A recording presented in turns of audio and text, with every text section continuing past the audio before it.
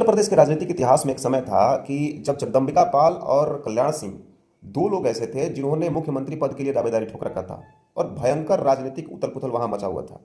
Matter पूरा खींच कर चला गया कोर्ट में और कोर्ट ने मेजोरिटी और डेमोक्रेटिक मैंडेट को आधार बना करके फैसला सुनाया जगदम्बिका पाल के पक्ष में। आज 2026 में जब भारतीय जनता पार्टी पश्चिम बंगाल में एक लैंडस्लाइड विक्ट्री प्राप्त कर चुकी है और पूरी मेजोरिटी उसके साथ है और भयंकर डेमोक्रेटिक मैंडेट भी उसके साथ है, फिर भी वहाँ की इनकम्बेंट चीफ मिनिस्टर जिनका टेन्योर आज खत्म होने जा रहा है वो कह रही है कि हम रिजाइन ही नहीं करेंगे। तो दीदी, इस बुढ़ापे में सठियाना अच्छी बात नहीं है। आप चीफ मिनिस्टर के पोस्ट पे हैं और आपको इतना बेसिक कॉन्स्टिट्यूशनल प्रोविजंस नहीं पता है और आप कुछ भी बोले जा रही हैं।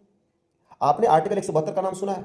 उसमें क्या बताया गया है कि किसी भी चीफ मिनिस्टर का पोस्ट और उसके कार्यकाल का ड्यूरेशन जो 5 वर्ष का होता है वो खत्म होने के बाद उसका पोस्ट ऑटोमेटिकली डिसॉल्व हो जाता है, डिसमिस हो जाता है। अब आप चाहें ना चाहें तो भी आज तो आपका कार्यकाल खत्म हुआ, फिर किस आधार पे आप इस तरह की बातें कर रही हैं? अब आप यहां पे आरोप लगा रही हैं कि मैं मोरालिटी के आधार पर अपनी रिजिग्नेशन नहीं दूंगी क्योंकि ट्रांसपेरेंसी नहीं था, धांधली हुआ है, हम इस पूरे चुनाव में इस पूरे प्रक्रिया को मैं नहीं मानती, ये ब्ला ब्ला ब्ला आप बोल रही हैं। तो इन सारी चीज़ों को कोर्ट में जाकर के आप चुनौती दीजिए। आपके पास 30 दिन है इस पूरे चुनाव को चैलेंज करने के लिए। आप अगर केस जीत गई, पुनः जो है कि नहीं, जो होगा सो होगा। लेकिन अभी तो सीधे सीधे भारतीय जनता पार्टी के पक्ष में सारी चीज़ दिख रही है, मेजोरिटी में डेमोक्रेटिक मैंडेट भी दिख रहा है। 148 की जादुई आंकड़ा को छोड़िए, 260 सीट ला करके वो बैठे हुए हैं और मजाक बन रहा है आपका। आपने आर्टिकल 164 के बारे में सुना है, जहां पर प्लेजर्स ऑफ गवर्नर की बात की गई है।